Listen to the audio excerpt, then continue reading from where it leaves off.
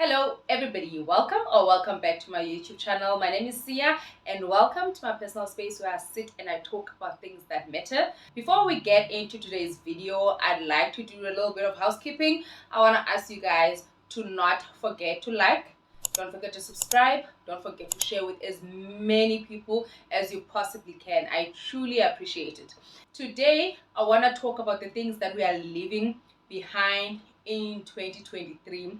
On my previous video, I spoke about the things that I personally want to leave in 2023. And on today's video, I want to talk about everything else that I think that you should leave behind in 2023. And I even brought in my little notebook because I don't want to forget anything. So yeah, let's get into the video. So these are eight things that we are leaving behind in 2023. Number one, toxic positivity. I have a video talking about toxic positivity. I'll try to link it down below. Guys, let's try to be honest with ourselves as much as we possibly can. There is no benefit in living a life of a lie and in living a fake life and making as if everything is positive and everything is great. And I'm not saying go out there and blast your life out in public or whatever, but with yourself and the people that are closest to you, it's better for you to be honest and express yourself and not pretend like everything is all right even when it isn't. So I hope toxic positivity and not speaking about our feelings we are living in 2023. Number two, gender wars. Gosh, honestly, it's starting to get out of hand. I think we've always had that thing of I think some healthy competition between the genders, but I think now we've went in a little bit too far. Like everything went into the extreme, and at the end of the day, if the other gender is winning and the other one is losing, who is really winning? We are all gonna lose. So I think it's something that we really should consider leaving behind in 2023. Number three, body shaming. Guys, I don't know why people are still body shaming in this day and age. We are all different. We all look differently. Some people have big butts. Some people don't have big butts. Some people have boobs. Some people don't have boobs. Some people are dark skinned. Some people are light skinned. Like, we don't look the same. And how boring would it be if we all look the same? I've realized something that I've been noticing a lot on social media. A lot of these influential girlies look completely the same. They look the same, and I think this is why most of the top influencers, all of them have a different look to them. They don't look like everybody else, and I think that's what makes them stand out. I think that's what makes them successful, because honestly, any brand that's working with anyone, I don't know anything about brand deals or whatever, but I don't think they want to work with someone who looks like everybody else. Like, I think they go for certain people because of their uniqueness. So this thing of we must look the same, this is what's leading to these BBLs. I don't think there's any health benefit to BBLs, and some of them don't even look good anyway. Like, please don't come for me. Like, honest truth, some of these BBLs don't even look the same. Like, I'll make an example about Cardi B because she's a celebrity and I guess it's okay. I don't know. But I don't know if she's got another BBL or she had it removed or what. I really don't know. But I remember the first time I saw her with a BBL, she looked like she was wearing something like long johns. I don't know, like tights. And she was dancing. I like Cardi, by the way. I like Cardi. She can't even dance. I know she was dancing. It was so cute. But the BBL, it looked like she was literally wearing something around the bottom area. It looked horrible.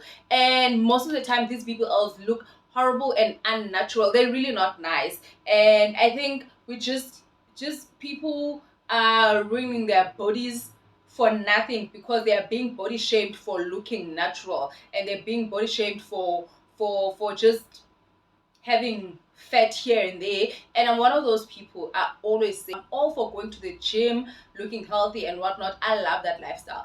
I'm not out here promoting obesity or being overweight, but there's really no reason you should be insulting people or calling them names because of the way they look. It's really childish, and we should leave that in 2023. And number 4, oh guys, this is something that it irks me. It irks me, and I did speak about this on my other video. I'll also try to link the video below. The video where I was doing my nails, I spoke about the misuse of mental disorder names or terms has gotten out of hand. I think because of social media and things like YouTube, we are more likely to know these medical terms. And I think also the medical practitioners that are sharing these things with us, they're doing it so that we are more able to identify certain things in ourselves or people's lives, so we can better able to help them, not for us to misuse these words. It's not your place to diagnose people with mental disorder. It's not your place to misuse these words and start using them very loosely, because we're using them very loosely now. Everyone all of a sudden is OCD. All of a sudden everybody is narcissistic. There's so many criterias and things that medical practitioners, like psychologists, that they have to eliminate and put in consideration before they can diagnose people with mental disorders. People don't just look at you and look at how you behave or how you carry yourself and decide that you might have or you have a mental disorder. These are real diseases, disorders, and these words are not to be used very loosely. It's not okay. Everyone's exes all of a sudden is a narcissist. Honestly, just because you heard what a narcissist is and your ex has one of those traits, it does not make them a narcissist. It may make them a bad boyfriend or girlfriend or whatever they were to you, but it doesn't necessarily mean that they are narcissists, and it's not okay to diagnose people. Another one that people like to use all the time, OCD. Just because you're a neat freak does not mean that you are OCD. OCD is a real disorder. That's why there's a D at the end. It stands for disorder. Like, people with OCD have a crippling disorder that they're not able to do their day-to-day lives easy because of this disorder that they have. So I don't think it's cool. I think it's beautiful that this day and age we more privy to knowing these medical or mental illness terms or names or whatever, and we can identify which mental illness it is or whatever, but it doesn't mean that we can diagnose ourselves or anybody else. It's not cool, guys. It's not nice. It doesn't make you cool or clever to being able to tell apart these diseases, and they're actually diseases or disorders, and you are using them against other people. It's not okay. Let's leave that in 2023, please. Number 5, and this one is like a continuation of the previous one: stigmatization of mental health. And like I was saying previously, now you are busy diagnosing your ex that they are a narcissist or whatever. You're also weaponizing this so-called disorder against them. Or if somebody has been unfortunately diagnosed with a disorder, now all of a sudden everything that they do, it's linked to that. If people, they are moody, all of a sudden it's because they are bipolar. People cannot be angry at you because you've done something, because you're gonna say, no, I really didn't do anything, it's just they're bipolar. That's making them think like that. Let's not do that, guys. Let's not do that. A mental disorder is just like any other disease. You wouldn't want people to make fun of you or people to stigmatize or weaponize your disorder or your illness or whatever it is that you're going through against you. So when you know that somebody maybe is depressed or somebody has anxiety or somebody has OCD or whatever, that is not your place to weaponize that illness or that disorder against them or stigmatize them because of that disorder. Let's please leave that in 2023. And number 6, polarization of society. There is so much division in society, and I don't understand that.